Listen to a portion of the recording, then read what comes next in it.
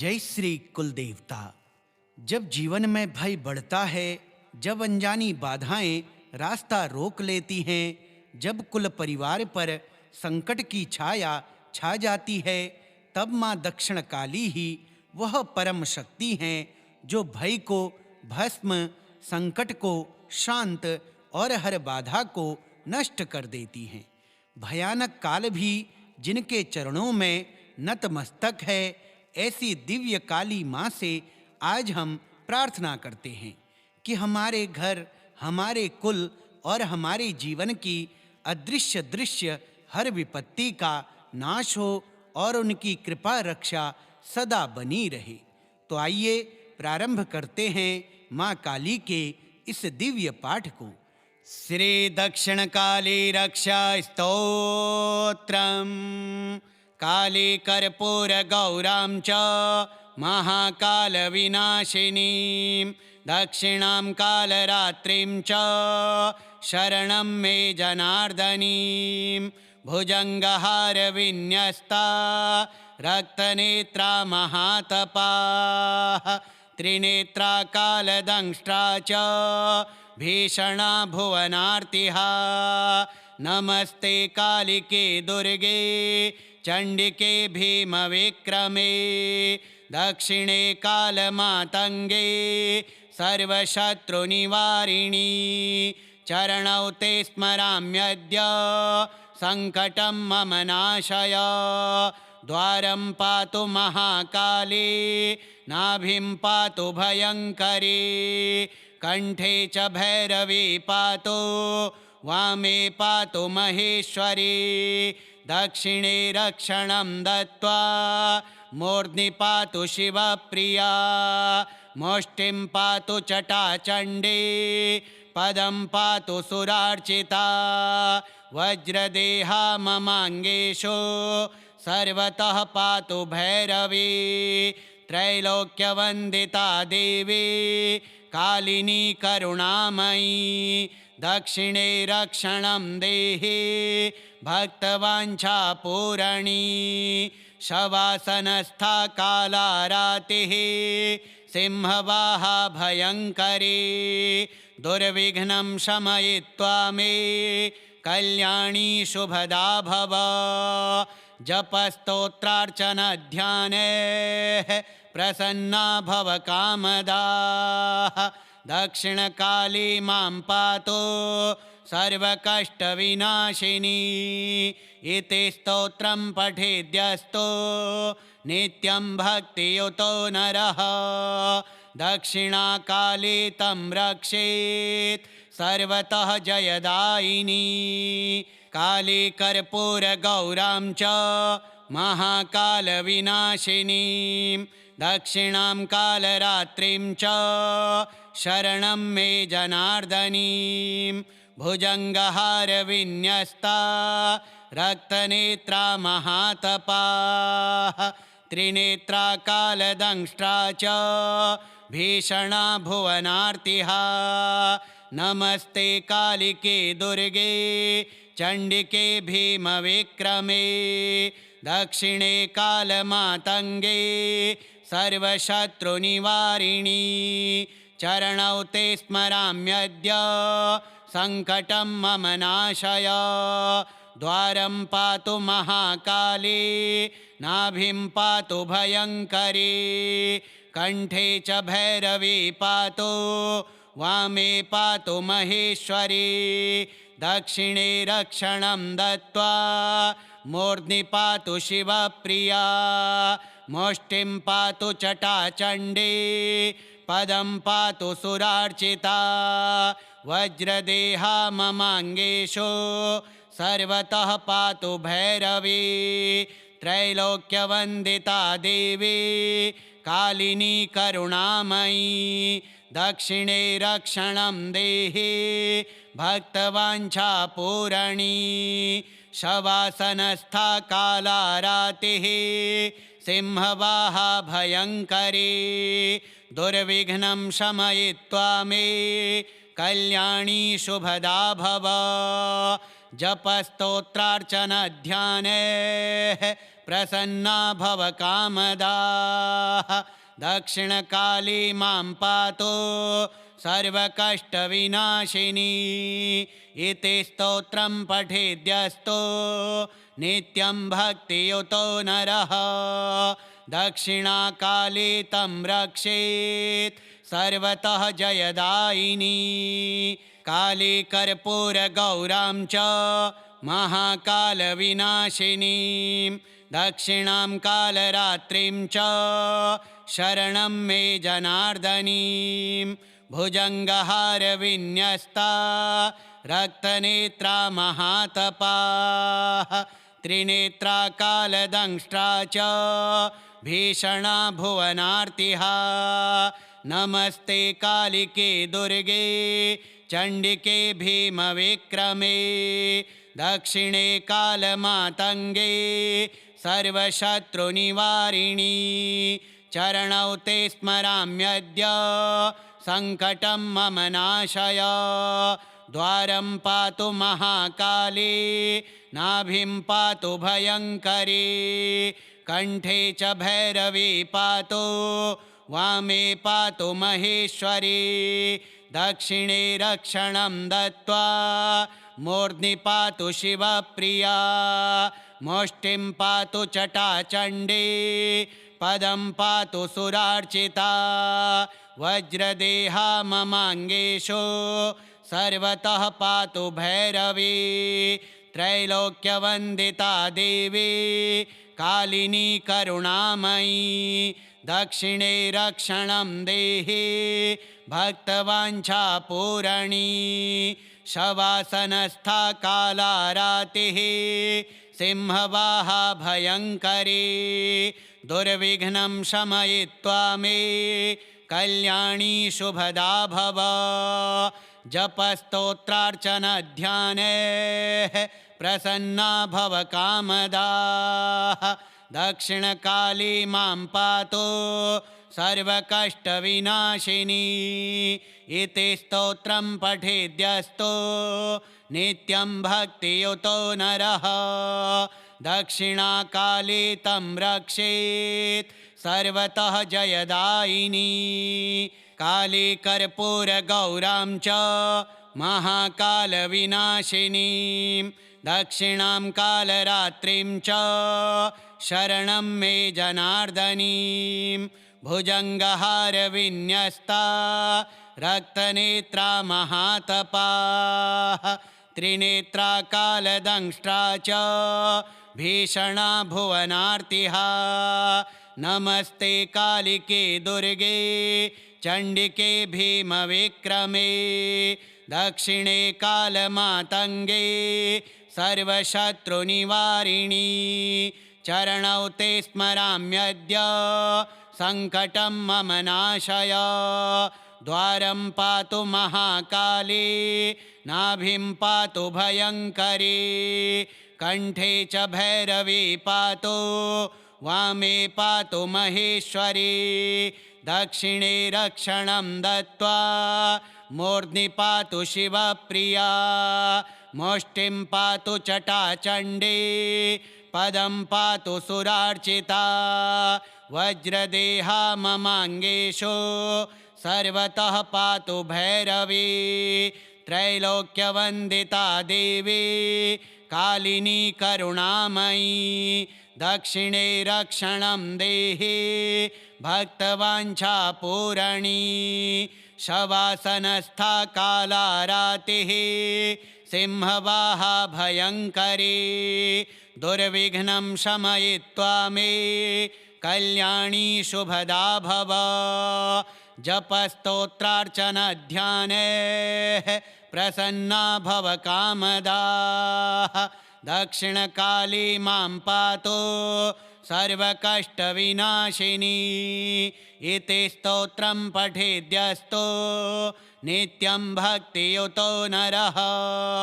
दक्षिणाकाली तं रक्षेत् सर्वतः जयदायिनी। काली कर्पूरगौरां च महाकालविनाशिनीं दक्षिणां कालरात्रिं च शरणं मे जनार्दनीं भुजङ्गहारविन्यस्ता रक्तनेत्रा महातपाः त्रिनेत्रा कालदंष्ट्रा च भीषणा भुवनार्तिः नमस्ते कालिके दुर्गे चण्डिके भीमविक्रमे दक्षिणे कालमातङ्गे सर्वशत्रुनिवारिणी चरणौ ते स्मराम्यद्य सङ्कटं मम नाशय द्वारं पातु महाकाली नाभिं पातु भयङ्करी कण्ठे च भैरवी पातु वामे पातु महेश्वरी दक्षिणे रक्षणं दत्त्वा मूर्ध्नि पातु शिवप्रिया मुष्टिं पातु चटाचण्डी पदं पातु सुरार्चिता वज्रदेहा ममाङ्गेषु सर्वतः पातु भैरवी त्रैलोक्यवन्दिता देवी कालिनी करुणामयी दक्षिणे रक्षणं देहि भक्तवाञ्छापूरणी शवासनस्था कालारातिः सिंहवाहा भयङ्करी दुर्विघ्नं शमयित्वा मे कल्याणी शुभदा भव जपस्तोत्रार्चनध्याने प्रसन्ना भव कामदाः दक्षिणकाली मां पातु सर्वकष्टविनाशिनी इति स्तोत्रं पठेद्यस्तु नित्यं भक्तियुतो नरः दक्षिणाकाली तं रक्षेत् सर्वतः जयदायिनी काली कर्पूरगौरां च महाकालविनाशिनीं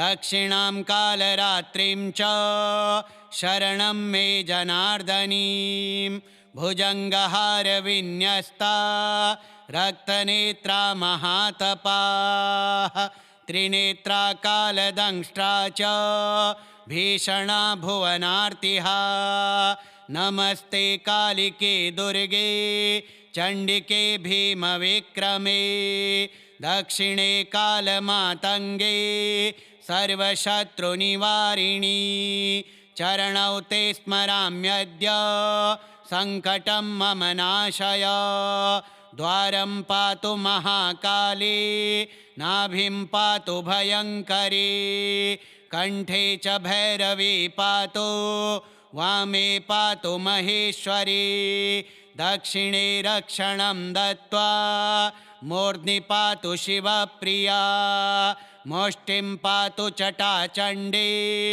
पदं पातु सुरार्चिता वज्रदेहा ममाङ्गेषु सर्वतः पातु भैरवी त्रैलोक्यवन्दिता देवी कालिनी करुणामयी दक्षिणे रक्षणं देहि भक्तवाञ्छापूरणी शवासनस्था कालारातिः सिंहवाहा भयङ्करी दुर्विघ्नं शमयित्वा मे कल्याणी शुभदा भव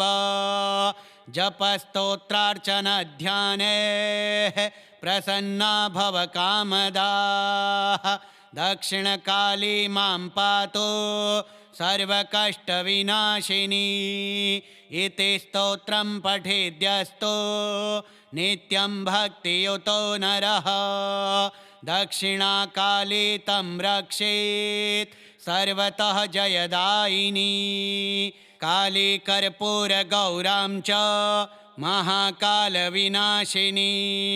दक्षिणां कालरात्रिं च शरणं मे जनार्दनीं भुजङ्गहारविन्यस्ता रक्तनेत्रा महातपाः त्रिनेत्रा कालदंष्ट्रा च भीषणा भुवनार्तिः नमस्ते कालिके दुर्गे चण्डिके भीमविक्रमे दक्षिणे कालमातङ्गे सर्वशत्रुनिवारिणी चरणौ ते स्मराम्यद्य संकटं मम नाशय।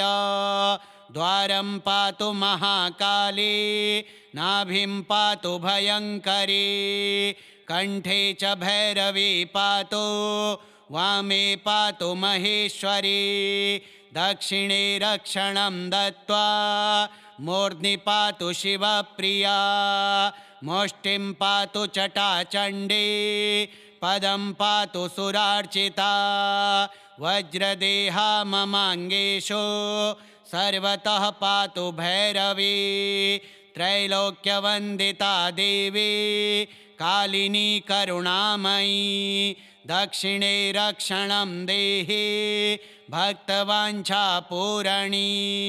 शवासनस्था कालारातिः सिंहवाहा भयङ्करी, दुर्विघ्नं शमयित्वा मे कल्याणी शुभदा भव। जपस्तोत्रार्चनध्याने प्रसन्ना भव कामदाः, दक्षिणकाली मां पातु सर्वकष्टविनाशिनी, इति स्तोत्रं पठेद्यस्तु नित्यं भक्तियुतो नरः, दक्षिणाकाली तं रक्षेत् सर्वतः जयदायिनी, काली कर्पूरगौरां च महाकालविनाशिनीं, दक्षिणां कालरात्रिं च शरणं मे जनार्दनीं, भुजङ्गहारविन्यस्ता रक्तनेत्रा महातपाः, त्रिनेत्रा कालदंष्ट्रा च भीषणा भुवनार्तिः, नमस्ते कालिके दुर्गे चण्डिके भीमविक्रमे, दक्षिणे कालमातङ्गे सर्वशत्रुनिवारिणी, चरणौ ते स्मराम्यद्य संकटं मम नाशय। द्वारं पातु महाकाली, नाभिं पातु भयङ्करी, कंठे च भैरवी पातु, वामे पातु महेश्वरी, दक्षिणे रक्षणं दत्त्वा मूर्ध्नि पातु शिवप्रिया, मुष्टिं पातु चटाचण्डी, पदं पातु सुरार्चिता, वज्रदेहा ममाङ्गेषु सर्वतः पातु भैरवी, त्रैलोक्यवन्दिता देवी कालिनी करुणामयी, दक्षिणे रक्षणं देहि भक्तवाञ्छापूरणी, शवासनस्था कालारातिः सिंहवाहा भयङ्करी, दुर्विघ्नं शमयित्वा मे कल्याणी शुभदा भव। जपस्तोत्रार्चनध्याने प्रसन्ना भव कामदाः, दक्षिणकाली मां पातु सर्वकष्टविनाशिनी, इति स्तोत्रं पठेद्यस्तु नित्यं भक्तियुतो नरः, दक्षिणाकाली तं रक्षेत् सर्वतः जयदायिनी, काली कर्पूरगौरां च महाकालविनाशिनीं, दक्षिणां कालरात्रिं च शरणं मे जनार्दनीं, भुजङ्गहारविन्यस्ता रक्तनेत्रा महातपाः, त्रिनेत्रा कालदंष्ट्रा च भीषणा भुवनार्तिः, नमस्ते कालिके दुर्गे चण्डिके भीमविक्रमे, दक्षिणे कालमातङ्गे सर्वशत्रुनिवारिणी, चरणौ ते स्मराम्यद्य संकटं मम नाशय। द्वारं पातु महाकाली, नाभिं पातु भयङ्करी, कंठे च भैरवी पातु, वामे पातु महेश्वरी, दक्षिणे रक्षणं दत्त्वा मूर्ध्नि पातु शिवप्रिया, मुष्टिं पातु चटाचण्डी, पदं पातु सुरार्चिता, वज्रदेहा ममाङ्गेषु सर्वतः पातु भैरवी, त्रैलोक्यवन्दिता देवी कालिनी करुणामयी दक्षिणे रक्षणं देहि भक्तवाञ्छापूरणी शवासनस्था कालारातिः सिंहवाहा भयङ्करी दुर्विघ्नं शमयित्वा मे कल्याणी शुभदा भव जपस्तोत्रार्चनध्याने प्रसन्ना भव कामदाः दक्षिणकाली मां पातु सर्वकष्टविनाशिनी इति स्तोत्रं पठेद्यस्तु नित्यं भक्तियुतो नरः दक्षिणाकाली तं रक्षेत् सर्वतः जयदायिनी काली कर्पूरगौरां च महाकालविनाशिनीं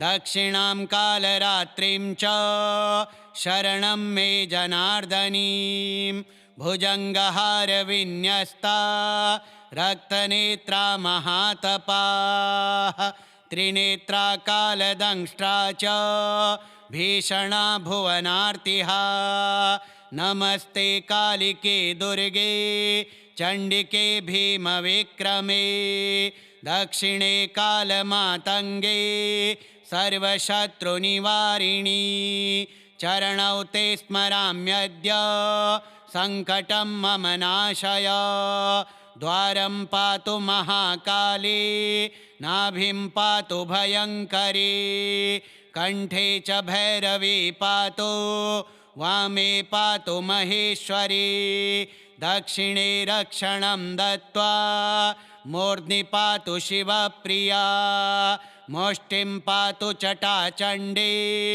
पदं पातु सुरार्चिता वज्रदेहा ममाङ्गेषु सर्वतः पातु भैरवी त्रैलोक्यवन्दिता देवी कालिनी करुणामयी दक्षिणे रक्षणं देहि भक्तवाञ्छापूरणी शवासनस्था कालारातिः सिंहवाहा भयङ्करी दुर्विघ्नं शमयित्वा मे कल्याणी शुभदा भव जपस्तोत्रार्चनध्याने प्रसन्ना भव कामदाः दक्षिणकाली मां पातु सर्वकष्टविनाशिनी इति स्तोत्रं पठेद्यस्तु नित्यं भक्तियुतो नरः दक्षिणाकाली तं रक्षेत्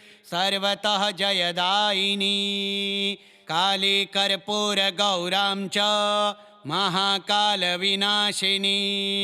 दक्षिणां कालरात्रिं च शरणं मे जनार्दनीं भुजङ्गहारविन्यस्ता रक्तनेत्रा महातपाः त्रिनेत्रा कालदंष्ट्रा च भीषणा भुवनार्तिः नमस्ते कालिके दुर्गे चण्डिके भीमविक्रमे दक्षिणे कालमातङ्गे सर्वशत्रुनिवारिणी चरणौ ते स्मराम्यद्य सङ्कटं मम नाशय द्वारं पातु महाकाली नाभिं पातु भयङ्करी कण्ठे च भैरवी पातु वामे पातु महेश्वरी दक्षिणे रक्षणं दत्त्वा मूर्ध्नि पातु शिवप्रिया मुष्टिं पातु चटाचण्डी पदं पातु सुरार्चिता वज्रदेहा ममाङ्गेषु सर्वतः पातु भैरवी त्रैलोक्यवन्दिता देवी कालिनी करुणामयी दक्षिणे रक्षणं देहि भक्तवाञ्छापूरणी शवासनस्था कालारातिः सिंहवाहा भयङ्करी दुर्विघ्नं शमयित्वा मे कल्याणी शुभदा भव जपस्तोत्रार्चनध्याने प्रसन्ना भव कामदाः दक्षिणकाली मां पातु सर्वकष्टविनाशिनी। इति स्तोत्रं पठेद्यस्तु नित्यं भक्तियुतो नरः। दक्षिणाकाली तं रक्षेत् सर्वतः जयदायिनी। श्रीदक्षिणकाली रक्षास्तोत्रम् श्रीदक्षिणकालिकार्पणमस्तु।